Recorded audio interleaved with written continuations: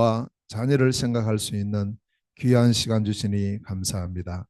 하나님의 귀한 말씀을 통하여 나의 사명을 온전히 회복하는 시간 되게 하옵시고 우리 모든 성도들의 가정이 명문 복음 가문으로 변화되어지는 축복의 시작이 되게 하여 주옵소서.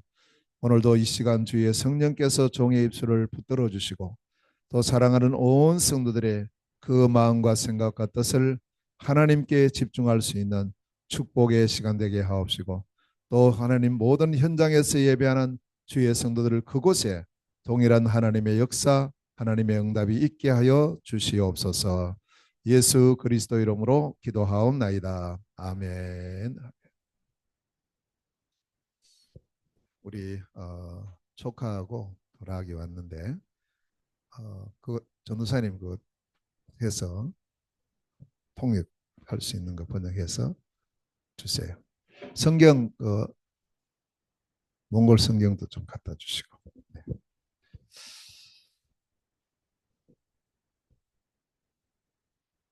자, 오늘은 우리 2025년 어버이 주일입니다. 어버이 주일을 5월달 둘째 주에 하나님께서 우리에게 허락하셔서 이날을 통해서 우리 오늘 말씀은 복음 가문의 절대 사명이라는 제목으로 함께 말씀을 나눕니다. 자, 먼저 우리가 생각할 게 있습니다.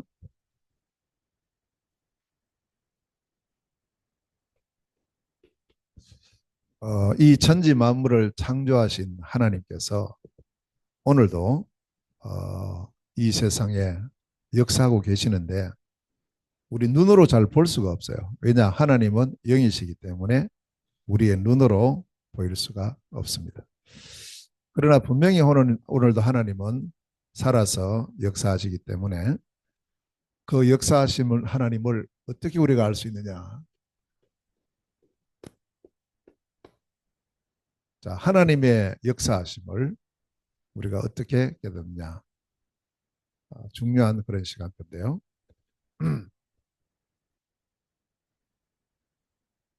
하나님의 살아계심은 오늘도 말씀을 성취시키고 계십니다. 하나님은 오늘도 말씀을 성취하고 계시는데요. 마태복음 5장 17절에서 18절에 보면 약속하셨습니다. 하나님의 말씀은 살았고 분명히 이 말씀은 1.1핵도 없어지지 아니하고 반드시 이루어진다. 이렇게 말씀을 하셨습니다.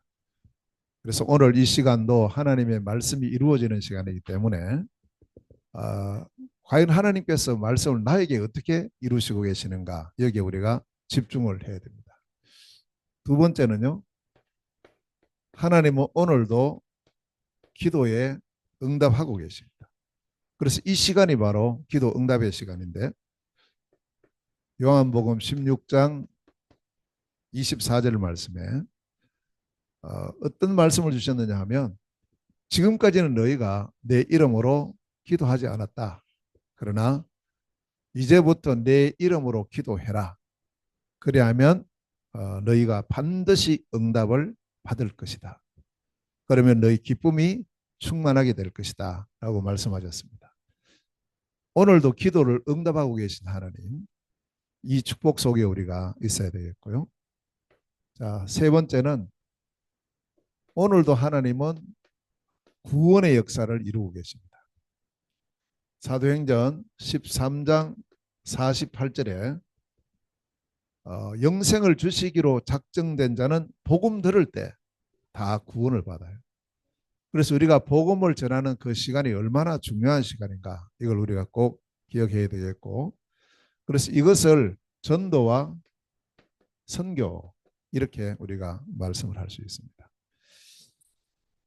고린도전서 1장 21절에 하나님은 어떻게 사람을 구원하시느냐 예비된 사람을 전도에 미련한 것을 통해서 전도를 통해서 구원하시기를 기뻐하셨다. 이렇게 말씀을 하고 계십니다. 사도행전 1장 8절에 보면 예루살렘, 유대, 사마리아와 땅끝까지 이르러 내 증인이 되리라. 우리가 복음을 증거하는 전도와 선교 속에 하나님의 구원 역사는 계속 이루시고 계세요. 그래서 이번 한 주간 동안도 우리에게 이 구원의 역사, 전도와 선교의 축복이 누려지는 축복의 한 주간 되시기를 주의 이름으로 축원합니다.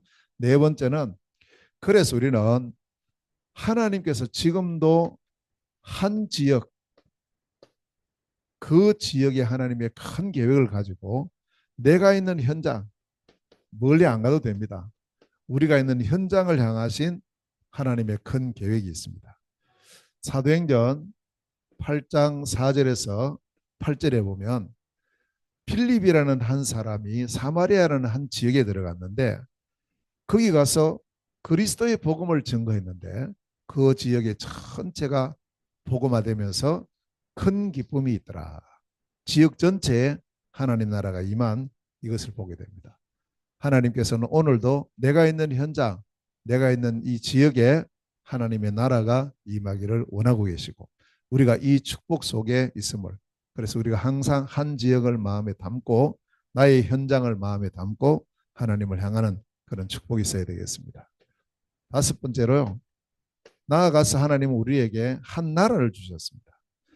한 나라를 통해서 그 나라 전체에 복음의 영향을 주는 그 나라 복음화가 사도행전 8장 26절에서 40절에 보면 이 빌립이라는 한 사람이 광야에 갔는데 누구를 만났느냐 하면 광야에는 사람이 없는 곳이에요. 그런데 거기서 하나님 준비하신 이디오피아 내시를 만나게 돼요. 저 아프리카에서 온 사람을 거기서 만나게 되는데 이 사람에게 복음이 전해졌는데 이 한 사람을 통해서 아프리카 한 대륙의 문이 열리고 그 가운데 이디오피아라는 한 나라의 문이 열리는 거예요. 그래서 하나님은 우리 한 사람이지만 내 한 사람에게 이렇게 중요한 한 나라의 축복을 주시는데 특별히 하나님 우리에게 주신 나라가 어디냐 하면 바로 지포 현장을 우리에게 주셨습니다. 우리 처음 시작할 때부터 하나님은 중국이라는 나라를 우리에게 이 선교 현장으로 주시고 또 우리 한국에 와 있는 다민족들 그리고 저 러시아와 몽골 이 네 나라를 우리에게 품게 하셨고 또 그 현장으로 하나님께서 문을 여셨습니다. 자, 그렇다면 우리가 이 언약을 우리의 마음에 담고 이 축복을 누릴 때 어떤 응답을 받느냐? 이사야서 60장 22절의 응답을 받게 돼 있죠. 그 작은 자가 천을 이루겠고 그 약한 자가 강국을 이룰 것이다. 한 사람인데도 언약 잡으니까 한 나라를 살리고 또 더 나아가서 예레미야서 1장 5절 말씀해 보니까 여기는 하나님께서 예레미야 한 사람을 불러요. 부르면서 하시는 말씀이 내가 너를 여러 나라의 선지자로 세웠다. 이렇게 하셨어요. 여러 나라의 선지자로 세웠다. 그러니까 예레미야 한 사람에게 여러 나라, 지포, 언약을 주신 거예요. 이제 나중에 뒤에 예레미야서 쭉 읽어가 보면 예레미야를 통해서 10개가 넘는 나라의 복음이 전거돼요. 10개 넘는 나라에. 그래서 우리에게 한 나라, 또 우리에게 여러 나라, 지포, 현장을 우리에게 언약으로 주셨기 때문에 이걸 품고 자 이것이 그냥 우리에게서 아 그렇구나라고 지나가면 안 되고 이것이 나에게 5가지 흐름으로 그 흐름 속에 오늘 우리가 있어야 되는 겁니다. 하나님은 오늘도 말씀을 성취시키고 계시니까 오늘도 기도 응답하고 계시니까 오늘도 구원의 역사를 이루고 계시니까 한 지역의 복음의 문을 열고 계시니까 한 나라, 지포, 세계 복음의 문을 여시기 때문에 우리가 그 속에 있습니다. 그 언약을 잡고 그 흐름 속에 항상 우리가 이 5가지는 늘 마음에 담고요. 이번 세계 선교 대회를 통해서 하나님께서 제게 강하게 주셨던 이 언약이 바로 이 5가지예요. 특히 이제 선교사 합숙을 통해서는 제자라는 언약을 주셨고 그리고 선교 대회를 통해서는 팀이라는 언약을 주셨어요. 하나님은 우리 한 사람 한 사람을 제자로 부르시고 제자들이 함께하는 팀을 통해서 이 역사를 지금도 이루어 가신다. 그 축복 속에 오늘 우리가 있는 줄로 믿습니다. 자, 그렇다면 오늘 이제 어버이 주일을 맞이해서 그러면 나는 오늘 어떤 하나님이 내게 주시는 말씀이 있을까?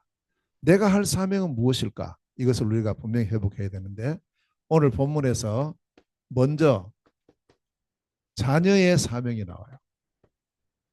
자녀의 사명 1절에서부터 3절입니다.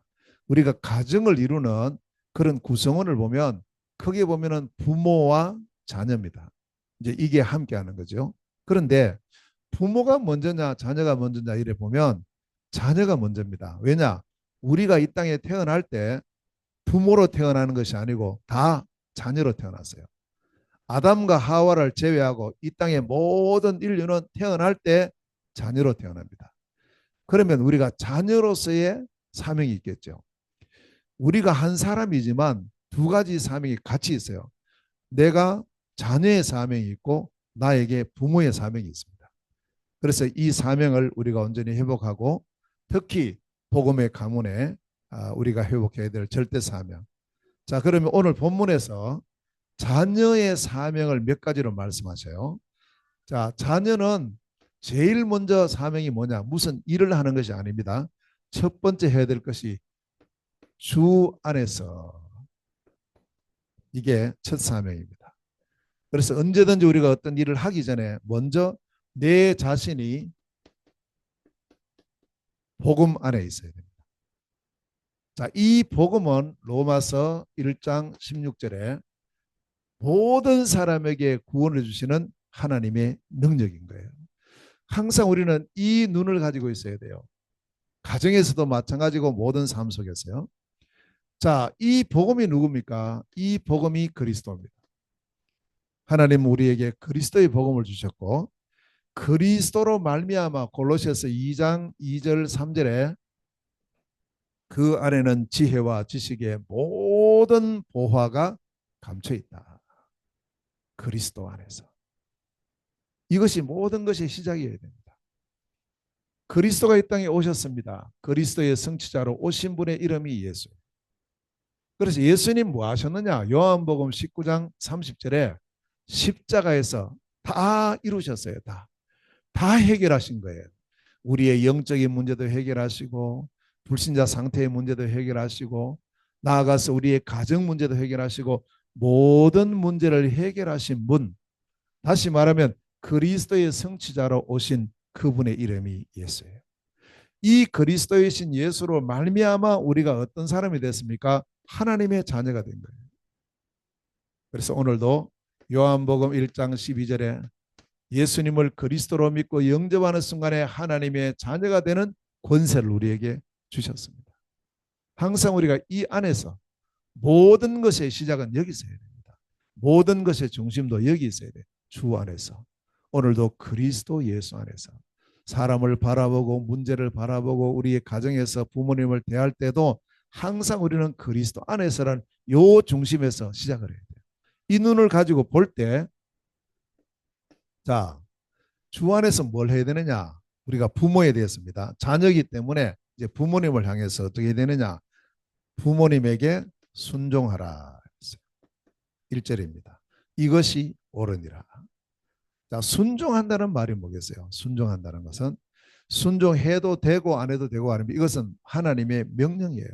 자녀의 사명은 부모님에게 순종하는 겁니다. 순종한다는 말은 부모님의 말씀에 귀를 기울인다. 그런 뜻이 있어요. 대충 듣고 지나가는 것이 아니고요. 항상 부모님의 말씀에 귀를 기울이고 두 번째는 그 말씀을 따른다라는 의미가 있습니다. 귀를 기울이고 따르는 것이 순종이에요. 이게 우리 자녀가 부모에 대한 자세입니다. 자, 두 번째는 뭘 하라 그랬습니까? 주 안에서 내 부모를 공경하라 그랬어요. 2절 말씀이에요. 공경한다는 말이 뭐예요? 공경한다는 말은 받들어서 섬긴다. 받들어서 모신다. 그런 의미가 있습니다. 부모님을 그냥 친구처럼 생각하는 게 아니에요. 받들어 섬기는. 그것이 바로 공경이고, 그래서 항상 우리의 부모님을 가장 뭐라고 생각해야 되느냐? 아주 명예롭게 생각합니다. 내가 부모의 자녀됨에 대해서 감사하고 또 하나님께 영광을 돌리고, 그리고 부모님에 대해서 경의를 표시해라. 경의를 표시한다는 말은 뭐냐면 항상 우리가 부모님을 존경한다. 그런 의미가 있습니다. 자, 이 부분은 우리가 잘 아는 것처럼 보이지만 이것은 그냥 말로 알아서 되는 게 아니고 실제 우리의 삶 속에 요게 우리의 자세가 돼야 돼요. 이렇게 할 때, 자, 네 번째로 어떤 것을 주시느냐니까, 하나님은 부모님에게 순종하고 부모님을 공경하는 자녀에게 약속하셨어요. 무엇을 약속하셨냐? 축복을 약속하신 거예요. 두 가지의 중요한 축복을 약속합니다. 오늘 2절 하반절에서 3절에 보면 첫 번째 약속은 네가 하는 일이 잘 된다. 하는 모든 일들을 내가 잘 되게 할 것이다. 범사에 잘 되게 할 것이다. 얼마나 중요합니까? 이것이. 그게 우리 자녀가 받을 축복인 거예요. 내가 무슨 일을 하는데 하나님이 함께 하심으로 하나님께서 우리에게 잘 되어지는, 요한 3서 1장 2절에 보면 사랑하는 자의 네 영혼이 잘됨 같이 범사가 잘되고 강건하기를 원한다. 범사가 잘 되어지는 축복을 우리에게 주시겠다고 약속했어요. 이 속에는 경제도 들어있고요. 모든 우리의 삶이 들어있습니다. 자, 그러면서 두 번째 주신 축복이 뭐냐? 네가 땅에서 장수할 것이다. 오래 산다는 거예요. 여기서 장수한다는 말은 영적인 의미로 볼 때는 영원한 생명을 얻게 된다는 그런 의미도 있고, 그러나 더 중요한 것은 이 땅에서 장수하게 될 것이다. 이 장수의 축복. 잘 되면서 장수하는 거예요. 그냥 오래 사는 게 아닙니다. 그래서 하나님께서 우리에게 주신 이 약속의 축복을 누리는 우리 모든 자녀들 되시기를 주의 이름으로 축원합니다. 우리에게 주신 거예요. 자녀의 사명.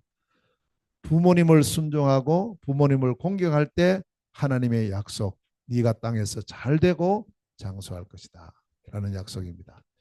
이것을 꼭 마음에 담는 복된 시간 되시기를 바랍니다. 자, 두 번째입니다. 그렇다면 부모의 사명은 무엇일까요?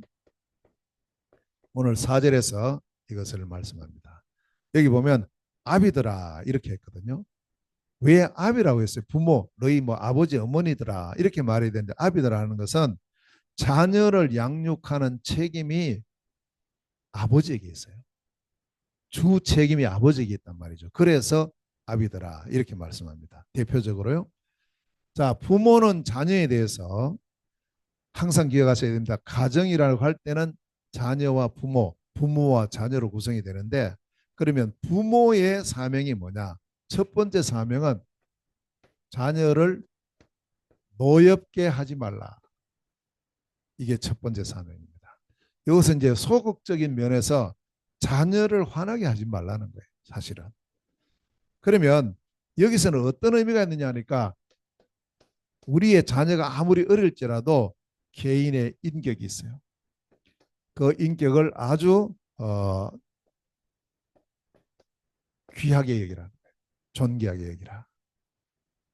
이것이 자녀를 노엽게 하지 말아야 될 이유입니다. 그러면서 여기서 이제 노엽게 한다는 말은 지나친 엄격, 지나치게 가혹하게 하고 지나치게 편애하고 이걸 하지 말라는 거예요. 그래서 예, 말도 그렇고요. 모든 삶에서 자녀를 향해서 자녀를 노엽게 하면 안 돼요. 그게 우리 부모가 가져야 될 부분. 그런데 우리도 모르게 이런 일을 많이 합니다.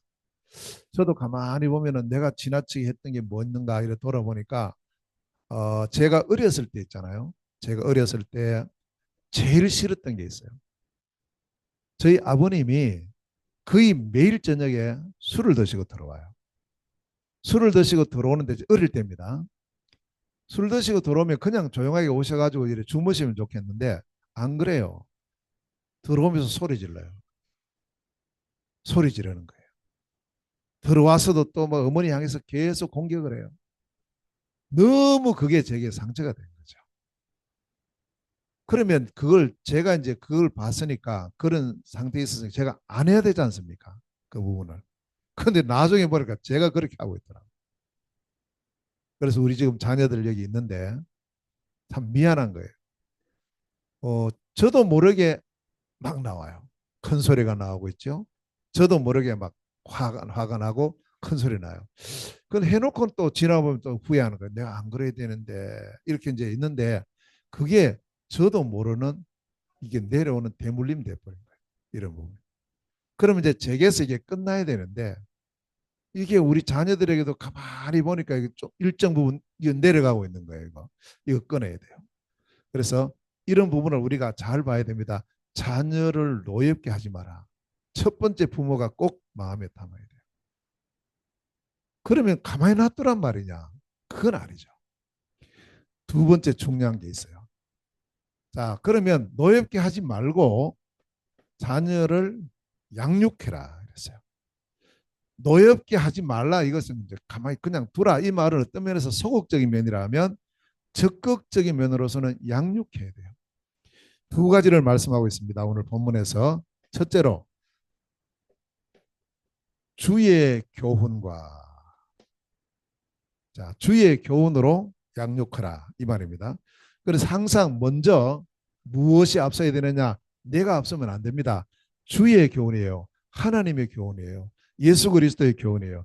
언제나 우리가 자녀를 교훈할 때 복음이 먼저 바탕이 돼 있어야 된다. 이걸 꼭 기억하셔야 돼요. 우리가 막 자녀를 이렇게 가르치고 하다 보면은 어느 순간에 복음은 어디 간데 없어져 버려요. 그래가지고 이게 뭐 맞느니 틀리니 이렇게 하면서 자녀를 하는데 여기서 교훈한다는 말은 그냥 그저 말로 한다는 그런 의미가 아니에요. 여기서의 교훈의 의미는 어떤 의미가 들어있느냐 하면 책벌, 징계 이것을 통한 훈련을 말합니다. 자, 잠언 13장 24절에 보면요. 매를 아끼는 자는 그의 자식을 미워하는 것이다. 매를 아끼는 자는 그의 자녀를 미워하는 것이고 자식을 사랑하는 자는 근실히 징계하느니라 이렇게 했어요. 그러니까 자녀를 진짜 사랑하는 사람은 징계한다는 거죠. 매를 댄다는 거죠. 그러나 이것이 복음보다 앞서면 절대 안 됩니다. 주의 교훈으로 하라는 거예요. 이게 우리 부모가 가져야 될 중요한 자녀 양육의 중요 부분입니다. 주의 교훈입니다. 내가 생각하는 거 아니에요. 주의 교훈으로 양육하는 거예요. 여기는 매도될 수 있다. 그러나 그것이 내 감정으로 혹은 또 나의 어떤 것을 해서 이 자녀를 노엽게 하는 것으로 되면 안 된다. 항상 주 안에서 그리스도의 복음의 눈으로 복음의 말씀 안에서 하라는 거예요. 그냥 가만히 둔다고 해서 이건 좋은 건 아니에요. 어느 정도 이게 필요합니다. 여기서 교훈한다는 말은 그저 말로만 하는 게 아니에요. 징계도 하고 책벌도 하고 이렇게 할 수 있습니다. 해야 돼요. 때로는요. 자, 두 번째. 그러면서 두 번째는 뭐냐 하면 주의 훈계로 주의 훈계로 양육해라. 훈계한다는 말은 이건 말로 하는 거예요. 말로. 그런데 이 말도 그저 세상적인 그런 것이 아니고 하나님의 뜻을 전하는 말씀. 이 말씀으로 자녀들을 양육하라. 자, 위에 주의 교훈은 어느 정도 징계가 있단 말이에요. 해야 된단 말이죠. 때로는. 그러나 그것이 내 감정으로 해서는 절대 안 된다는 거. 두 번째는 항상 우리는 주의 말씀으로 자녀들을 훈계하고 자녀들을 양육해야 돼요. 요거. 이게 우리 부모가 갖춰야 될 부분입니다. 자, 그런데 다 이렇게 하고 싶어요. 다 이렇게 하고 싶은데 이게 왜 안 될까요? 그 이유가 있습니다. 힘이 없으니까 안 되는 거예요. 힘이 없으니까. 그래서 우리가 제일 중요한 게 이거예요. 절대 능력을 회복해야 됩니다. 이 힘이 있으면 되는데요. 영적인 힘이 없으니까 안 되는 거예요. 하다가 자꾸 나도 모르게 세상으로 나가버리는 거죠. 자, 그러면 이 능력을 오늘 에베소 6장 10절에서부터 20절에 세 가지 능력을 갖출 것을 말씀하고 있습니다. 자, 이게 뭐냐? 첫 번째입니다. 첫 번째로 하나님의 전신갑주를 취하라. 전신갑주라는 것은 온 전신을 무장해라는 거예요. 무엇로 무장하면 되느냐? 하나님의 전신갑주가 뭘까요? 내용을 보시면 두 가지입니다. 복음과 말씀이에요. 이걸로 우리가 무장해야 됩니다. 이 힘을 가져야 이거 할 수 있어요. 이 힘이 없으니까 안 되는 거죠. 세상적인 방법을 쓸 수밖에. 내가 힘이 없는데. 자, 그래서 하나님의 전신갑주 오늘 6가지가 나옵니다. 첫째는요. 진리의 허리띠를 띠라. 14절에 나왔어요. 진리의 띠를 띠라. 진리가 뭡니까? 요한복음 8장 32절 말씀에 진리를 알지니 진리가 너희를 자유케 하리라. 이 진리가 뭡니까? 요한복음 14장 6절에 내가 곧 길이요 진리요 생명이니 예수 그리스도가 진리인 거예요. 자, 요한복음 17장 17절 말씀에 하나님의 말씀은 진리입니다. 그렇죠? 그리스도 복음의 말씀을 말하는 거예요. 이걸로 딱 띠를 떼요. 어떤 사람이 막 이렇게 수수께끼를 냅니다. 나폴레옹이 왜 빨간 띠를 띄었을까요? 왜 빨간 허리띠를 띄었을까? 여러 가지가 많이 있는데 하필 빨간 허리띠를 왜 맸을까? 사람이 생각하는 게 왜 빨간가? 이게 그리스도 보혈의 피인가? 이게 뭘 말하는가? 답이 뭡니까? 바지 안 내려가도록 띄는 거죠. 그러니까 띠라는 것은 단단하게 매야 되는 거예요. 단단하게. 참 진리이신 그리스도와 하나님의 말씀의 띠를 탁 매라는 거예요. 이게 첫 번째 우리의 무장이고요. 자, 두 번째는 의의 호신경을 붙이라. 호신경이 뭡니까? 호신경은 이제 우리의 가슴을 가르는 방패를 말하는 거죠. 이 방패는 무엇이 참된 방패가 되느냐? 의의 호신경이라고 그랬습니다. 이 의의 호신경. 로마서 10장 10절에 마음으로 믿어 의에 이르고 입으로 시인하여 구원에 이른다. 우리가 예수님을 그리스도로 믿는 그 믿음, 이것으로 말미암아 우리가 의롭게 됐죠. 또 로마서 3장 24절 말씀에 우리가 그리스도 예수 안에서 의롭게 되었다. 의라고 말할 때 이건 내 의가 될 수 없어요. 오직 예수 그리스도로 의롭게 된 겁니다. 그 의로 딱 우리의 가슴에 호신경으로 삼아라는. 자, 세 번째입니다. 복음의 신을 신으라. 복음의 신. 로마서 1장 16절. 이 복음은 모든 믿는 자에게 구원을 주시는 하나님의 능력입니다. 이 복음이 뭡니까? 갈라디아서 1장 7절에 내가 너희에게 전한 그리스도의 복음. 그리스도의 복음을 말해. 이 복음으로 탁 신을 짓는 거예요. 그래서 이 신발은 평안해야 됩니다. 신발 막 이렇게 너무 불편하면 힘들어요, 다니기가. 신발 할 때는 평안해요. 무슨 평안입니까? 그리스도의 복음으로 말미암은 참된 평안을 말씀하는 거예요. 네 번째입니다. 자, 그리고는 믿음의 방패를 가지라. 믿음의 방패입니다. 16절에 나옵니다. 자, 믿음의 방패입니다. 이 믿음은 히브리서 11장 1절 말씀에 믿음은 바라는 것들의 실상이요 보지 못하는 것들의 증거다. 11장 6절에 보면 믿음이 없이는 하나님을 기쁘시게 못한다. 하나님께 나아가는 자는 반드시 그가 계신 것과 그를 찾는 자에게 상 주시는 이심을 믿어야 할지니라. 사도행전 27장 25절에 바울이 고백합니다. 나는 내게 말씀하신 하나님을 믿노라. 자, 이 믿음이 뭡니까? 10가지 발판이에요. 자, 우리의 믿음의 발판. 오늘도 우리가 예배 시작 전에 우리가 고백을 했습니다. 10가지 발판을 믿습니다. 뭘 믿습니까? 우리는 하나님의 주권을 믿습니다. 예수 그리스도를 믿습니다. 성령 하나님을 믿습니다. 하나님의 말씀인 성경을 믿습니다. 내가 하나님의 자녀된 것을 믿습니다. 내가 있는 곳에 하나님의 계획과 뜻이 있음을 믿습니다. 생사화복을 주장하시는 하나님을 믿습니다. 반드시 우리에게는 끝이 있음을 믿습니다. 그 후에 심판이 있음을 믿습니다. 전도자에게 반드시 상급이 있음을 믿습니다. 믿음이에요. 그래서 이 말씀의 믿음이 딱 여기 섞어버리면 이것이 우리에게는 어떤 공격도 막을 수 있는 방패가 되는 거예요. 믿음으로 날마다 승리하시기를 주의 이름으로 축원합니다. 자, 다섯 번째입니다. 구원의 투구를 쓰라. 구원의 투구 17절에 나오죠. 이 말은 뭐냐? 구원에 대해서 확신을 가지라. 에베소서 2장 8절 9절에 너희가 그 은혜를 인하여 믿음으로 말미암아 구원을 얻었나니 이것이 너희에게서 난 것이 아니요 하나님의 선물이라. 믿음으로 말미암아 받은 구원, 영원한 구원인 줄로 믿습니다.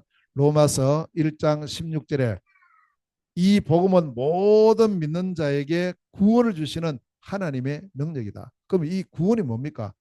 그리스도의 복음으로 말미암아 우리에게 회복된 구원을 말하는 거죠. 자, 여섯 번째입니다. 그러면서 성령의 검 곧 하나님의 말씀을 가지라. 말씀의 검을 말합니다. 17절에 말씀합니다.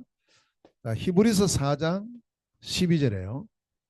하나님의 말씀은 살았고 운동력이 있어 좌우의 날선 어떤 검보다 더 예리하여 우리의 혼과 영과 관절과 골수를 찔러 쪼개며 우리의 마음의 생각과 뜻을 감찰하신다. 그러니까 우리가 공격할 무기 그게 뭐냐? 바로 하나님 말씀이에요. 마태복음 4장에 보면 예수 그리스도께서 이 마귀에게 시험 받았어요. 시험 받을 때 마귀가 공격하는 것을 뭘로 다 막아서 쳐부숴 버리냐? 하나님의 말씀이에요. 이 돌을 갖고 떡을 만들어라 이랬을 때 예수 그리스도께서 사람이 떡으로 사는 것이 아니고 하나님의 말씀으로 산다는 신명기 6장의 말씀을 딱 된 거예요. 그러니까 마귀 꼼짝 못해요.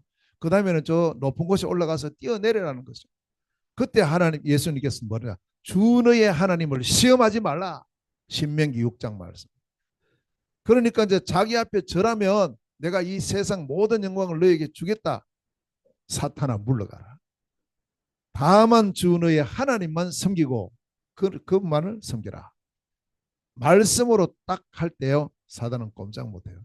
그래서 우리가 하나님의 말씀이 겁니다. 자, 이 여섯 가지를 한번 보십시오. 이 여섯 가지를 종합해 보면 딱 두 가지가 나옵니다. 진리의 띠, 의의 호심경, 복음의 신, 믿음의 방패, 구원의 투구, 말씀의 검. 이게 뭡니까? 복음입니다. 이게 뭡니까? 말씀이에요. 그래서 우리가 첫 번째 우리가 무장해야 될 것이 뭐냐? 절대 능력의 첫 번째는 뭐냐? 복음의 말씀인 거예요. 이게 우리에게 딱 담겨 있어요. 날마다 말씀이 우리 속에 이것이 나의 언약이 돼요. 그럼 우리는 승리하는 거예요. 언제든지 말씀이. 그래서 오늘 하나님께서 나에게 주시는 말씀이 뭔가 붙잡아야 돼요. 우리 오늘 조카 라기가 이렇게 와서 말을 잘 못 알아들어요. 그러나 지금 이제 이 지금 번역되는 걸 보면서 지금 보고 있어요. 한 말씀이라도 꼭 마음에 담아요. 꼭 담아야 됩니다. 자녀로서 가져야 될 사명이 있어요. 부모로서 해야 될 사명이 있습니다. 이걸 우리가 꼭 마음에 담고 이것 할 수 있는 능력이 절대 능력이 이 시간에 복음과 말씀으로 회복되어지는 그 능력으로 충만하게 되는 복된 시간 되시기를 주의 이름으로 축원합니다. 두 번째입니다. 두 번째 우리가 절대 능력 두 번째가 뭐냐? 이게 바로 기도예요. 자, 오늘 에베소 6장 18절에 이 기도에 대해서 말씀합니다. 기도를 항상 힘쓰라. 24입니다. 언약을 잡았으면 이제 이것 가지고 우리가 기도하는 겁니다. 그 기도가 삼집중이에요. 언약이 분명하면 기도할 수 있습니다. 언약이 희미하면 기도가 안 됩니다. 따로 뭘 해야 돼요? 억지로 해야 돼요? 아니요. 언약이 확실하면 그것을 누리는 게 기도니까요. 그래서 아침에 일어나서 누리고 낮에 우리가 모든 활동을 하면서 누리고 저녁에 잠자기 전에 누리고요. 그래서 하나님이 주신 언약을 또 다르게 우리에게 우리가 이것을 딱 정리하면 이게 일곱 망대, 일곱 여정, 일곱 이정표가 되는 겁니다. 이것을 집중해라. 이것을 쭉 집중하다 보면 다시 말하면 이 기도를 계속하다 보면 이것이 나에게 뭐가 되느냐? 세팅이 돼요. 세 가지 세팅. 편집되고 설계되고 디자인돼요. 말씀이 편집되고 기도가 설계되고 현장이 디자인되는 겁니다. 그러면 틀림없이 응답이 와요. 그 시간표가 있거든요. 우리가 무시로 성령 안에서 기도하면 반드시 하나님 우리에게 응답을 약속했거든요. 그래서 오늘 이 예배가 응답의 시간이고요. 우리가 이 언약을 잡고 기도하는 그 자체가 응답의 시간입니다. 문제가 와 있는데 이게 답으로 바뀌어요. 내가 갈등하고 있는데 갱신의 시간표가 돼요. 위기가 왔는데 새로운 기회가 되는 줄로 믿습니다. 딱 붙잡으세요. 기도. 이것이 우리의 힘입니다. 자, 세 번째입니다. 그러면서 우리가 회복해야 될 절대 능력 세 번째가 바로 전도입니다. 19절에서 20절 말씀에 이걸 잘 말씀을 하고 있습니다. 자, 바울은 지금 감옥에 갇혀 있어요. 감옥에. 왜 감옥에 갇혀 있습니까? 복음 전하다가 잡혀가지고 지금 로마 감옥에 갇혀 있는데 감옥에 있는 바울이 뭐라고 기도하고 있습니까? 복음의 비밀을 담대히 말할 수 있도록. 이 복음의 비밀, 전도가 뭡니까? 전도는요, 복음을 증거하는 게 전도입니다. 다른 게 전도 아니에요. 내게 임한 그리스도의 복음을 다른 사람에게 증거하고 다른 사람에게 전달하는 것이 그게 바로 전도다. 그럼 바울은 감옥 안에 있지만 나는 여기서 얼마든지 전도할 수 있다는 거예요. 내가 이것 때문에 매여서 이것 때문에 지금 문이 막혀 있는 것처럼 보이지만 막힌 게 아니고 여기가 새로운 문이다. 그래서 골로새서 4장 2절 3절에 바울이 기도를 부탁하는 거예요. 하나님께서 나에게 전도의 문을 열어두시기를 기도해달라. 그럼 내가 분명히 담대하게 그리스도의 복음을 말하기를 원한다. 어디서나 다 문이 있습니다. 정확한 복음 언약을 잡고 있으면 하나님께서 우리에게 문을 여시게 돼 있어요. 그래서 이 복음을 증거하는데 어디서 증거합니까? 내가 있는 현장에서요. 내가 있는 지역에서요. 내가 하는 업을 통해서요. 내가 만남을 통해서요. 이 복음이 증거되는 거예요. 이게 다섯 기초입니다. 어디서? 내가 있는 곳에서. 우리가 여론 중심을 가지고 이렇게 기도하고 준비하고 있으면 틀림없이 하나님께서는 우리의 현장에 문을 여실 줄로 믿습니다. 우리 인천이 300만이 넘는 우리 인천을 위해서 우리 계속 지금 기도합니다. 3만 제자를 두고 기도하죠. 그래서 그건 무슨 말이냐? 3만 제자를 우리가 만드는 게 아니고 3만 제자가 준비되어 있다는 거예요. 준비되어 있어요. 그러니까 이 준비된 제자를 만나게 해달라고 우리가 기도하는 겁니다. 그러면 만나기 이전에 우리가 뭘 해야 되냐? 이 복음이 준비돼야 돼요. 다시 말하면 이 말씀이 준비돼. 복음의 말씀이에요. 준비돼야 되는 거죠. 그래서 바울은 이 복음의 말씀이 준비되었을 때 현장의 문이 열릴 것을 분명히 보았고 나아가서 로마라는 한 나라를 보게 된 겁니다. 바울이 지금 어디 있느냐 하면 로마의 감옥에 갇혀 있어요. 그래서 로마의 감옥에 있기 때문에 끝난 게 아니고 이곳이 바로 로마 복음화의 센터다 하는 사실을 바울은 늘 고백을 하고 있습니다. 그래서 이 고백대로 바울은 로마 복음화의 축복을 누리는 거예요. 한 나라를 살리는 거예요. 이게 보면 바울이 어디서 시작하느냐? 안디옥에서 시작했잖아요. 13장에서부터 쭉 가면서요. 나라들을 계속 살리는 거예요.